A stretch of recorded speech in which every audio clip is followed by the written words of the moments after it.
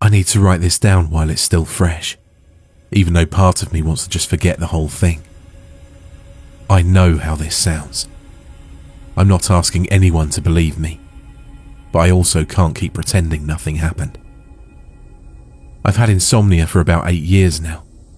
Started in college, never really went away. I've tried everything. Melatonin, meditation apps, those white noise machines that sound like you're sleeping inside a vacuum cleaner. Nothing works consistently. What does work, or did work anyway, is falling asleep with the TV on. Something about the changing light and the voices, I guess. My brain needs that distraction to finally shut down. My routine's pretty much the same every night. I get into bed around 11, even though I know I won't sleep until 2 or 3. I channel surf. A lot. I have this thing where I assign personalities to the channels.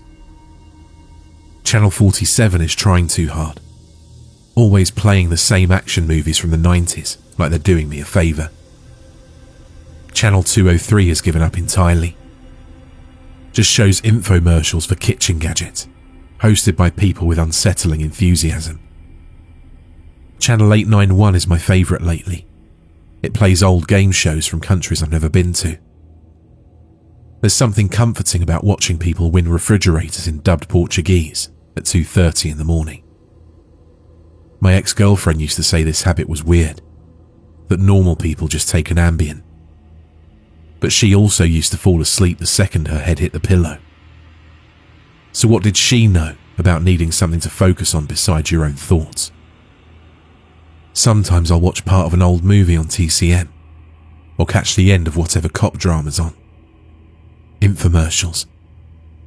Foreign language channels where I don't understand a word, but the cadence is soothing. The Weather Channel at 2 a.m. is surprisingly hypnotic. I'm not picky. The content doesn't matter. It's just noise until my body finally gives up. And I always wake up at around 4 or 5 a.m. with the TV still on. Like clockwork. I'll wake up just enough to find the remote tangled in my sheets, turn the TV off, and go back to sleep until my actual alarm. This has happened hundreds of times, maybe thousands. It's so routine I barely remember doing it. Tuesday night, or I guess Wednesday morning, was different. I'd fallen asleep watching something on one of those high-number cable channels. You know the ones I mean. Up in the 900s that you only find when you're scrolling too fast. I don't even remember what it was. I just remember the usual feeling of my thoughts getting fuzzy, the remote getting heavy in my hand. When I woke up, the TV was still on. That part was normal. The clock said 4:47 a.m. Also normal. I remember thinking, in that half-awake way, that I should really get better blackout curtains. The streetlight outside always leaks in around the edges, mixing with the TV glow to create this murky, underwater feeling in my room. I thought about the dream I'd been having. Something about work, I think. One of those anxiety dreams where you show up unprepared. Already, it was dissolving the way dreams do. I could see the blue-white glow washing over my bedroom, making everything look slightly unreal, the way TV light does in the dark.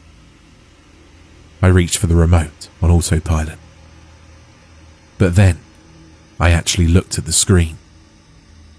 It showed a cafeteria. The footage was weirdly crisp, almost too sharp. Like someone had used a really good camera, but didn't quite know how to make it look natural. The colours were slightly off, too saturated maybe. The lighting was fluorescent and institutional. There were lunch tables, that speckled linoleum flooring, those big rectangular trash cans. I thought it was maybe a commercial at first, or the opening of some TV show. Then I saw the salad bar. Not just the salad bar, the salad bar. The one from my high school cafeteria, with the sneeze guard that always had fingerprints on it, and the ranch dressing that came out too thin. I recognised the beige tiles on the wall behind it. Even the weird brown water stain in the corner, shaped kind of like a kidney bean. I used to stare at that stain sophomore year during lunch. My chest got tight. I sat up. The camera, I guess I should call it a camera, I don't know what else to call it, panned slowly across the cafeteria. I saw the table where the theatre kids sat. The one near the windows where the basketball team usually claim their spot. I saw the vending machines, the exact same models, with the same off-brand snack options no one ever bought. And then I saw myself. I was 16. I was wearing that navy blue hoodie that I lived in junior year, the one with the broken zipper. I was sitting alone at a table near the back, picking at a slice of pizza, reading something. A book, probably. I used to read during lunch to avoid the whole social navigation thing. The camera stayed on me for what felt like a long time. I watched 16-year-old me take a bite of pizza, flip a page, look up briefly when someone walked past. I watched myself exist in a moment I'd completely forgotten about. I couldn't move. I was sitting there in my bed, remote in my hand, just staring. My rational brain was trying to problem solve. Maybe it was old security camera footage, but no, our cafeteria didn't have cameras, at least not ones I ever noticed. And this wasn't grainy black and white security footage. This was in colour, high definition, filmed from an angle that moved, that chose what to focus on. And it felt like a memory, not like watching a recording. It felt like being inside that moment again, almost like I could smell the industrial pizza and floor cleaner. Then it cut. Static for maybe 2 seconds, that white noise crackle. New scene. I was in my childhood bedroom. I must have been about 12 or 13. I was sitting on the floor next to my bed, playing with these action figures I used to have. Spider-Man and this random knight figure from some medieval playset. I remember those toys. I remember making them fight each other, giving them dialogue, the whole elaborate storyline I'd invented. The camera showed me from an angle near the doorway, but my door was closed. I could see younger me moving the figures around, completely absorbed, lips moving slightly, like I was voicing both characters under my breath. I did that. I remember doing exactly that. My hands were shaking now. I wanted to turn off the TV, but I couldn't. I needed to understand what I was watching. Another cut. More static. I was in a car. Passenger seat. The camera was positioned where the back seat would be, pointing forward. I could see the side of my face, my reflection in the window. I looked about 19, maybe 20. I was staring out at the rain, and I recognized the intersection. Near my college campus. This spot where the bus always got stuck at the light. I was crying. I'd forgotten about this. Completely forgotten.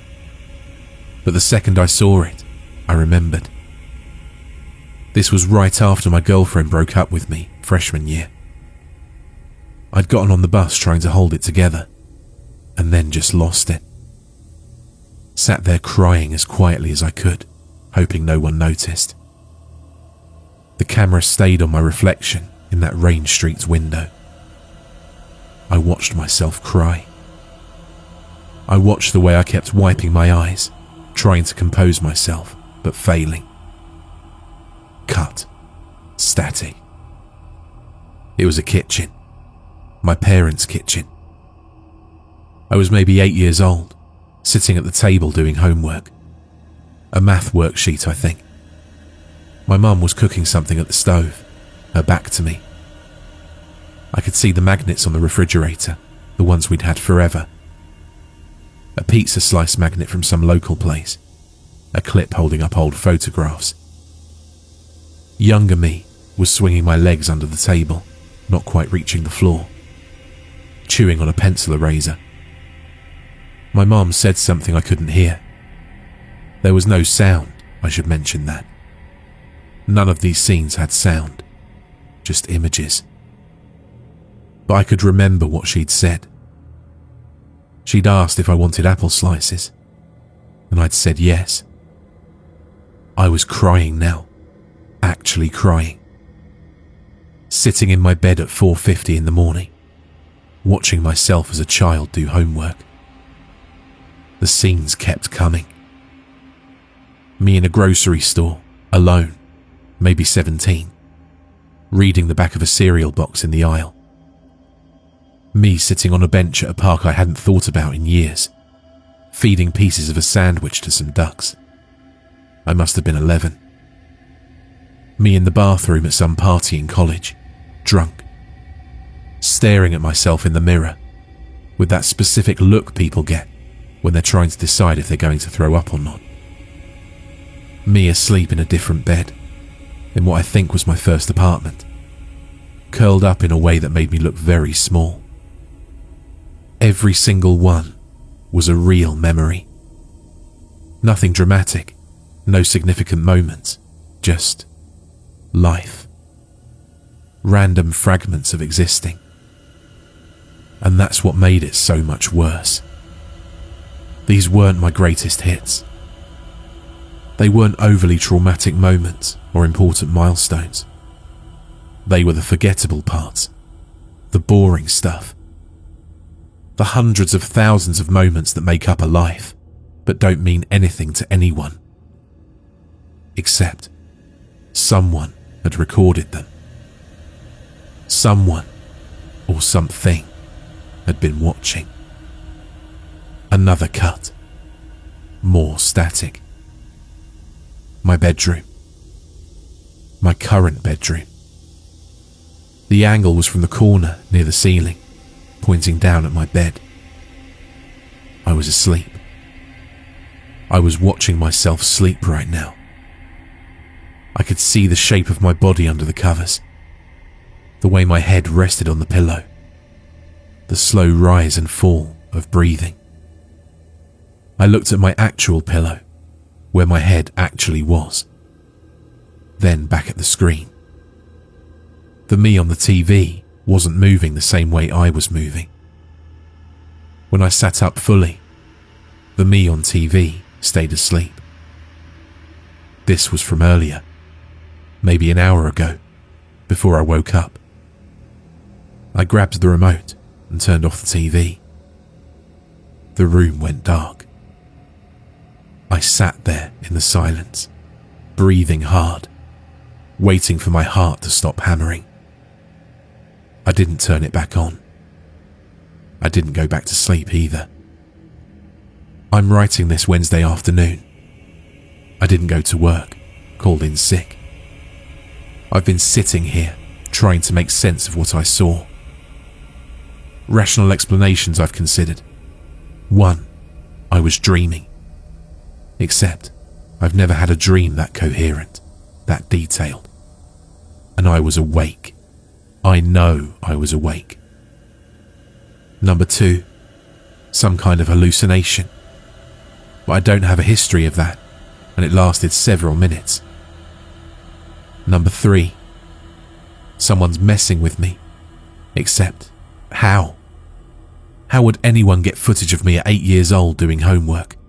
At 16 eating lunch? Who would even want to? And number 4, I'm having a breakdown. Insomnia can do weird things to your brain. But none of those explanations feel right. However, there's another explanation I keep trying not to think about. What if none of this is real? What if everything, my memories, my life, these moments I'm so sure I experienced, what if they're just data, code? What if someone or something is running a simulation, and what I saw was a glitch, a peek behind the curtain? I sound insane. I know I sound insane. But here's the thing that I can't stop thinking about.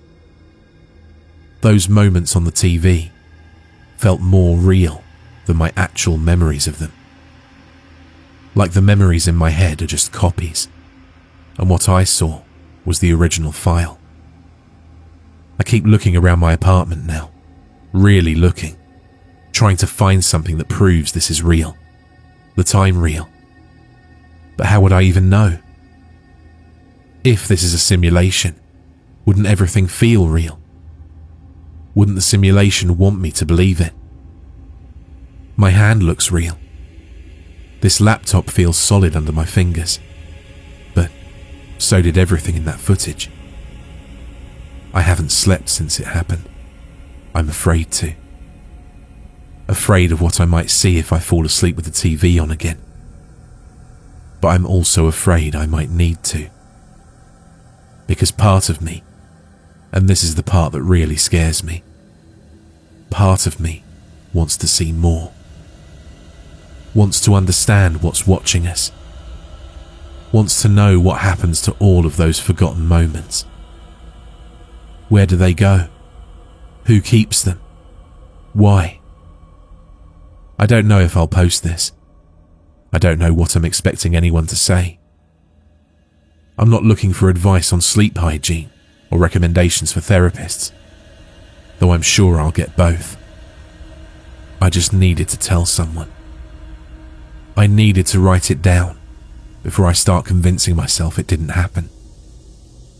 Before I forget, the way we forget all those little moments that someone, apparently, is recording.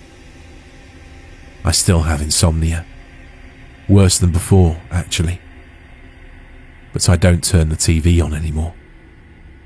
I just lie there in the dark, listening, waiting to see if something is watching me watch the ceiling, wondering if there's a difference. Tomorrow, I'm going to force myself to go back to work, pretend everything's normal, make coffee, sit in traffic, respond to emails about things that don't matter. And the truth is, I'll probably be fine.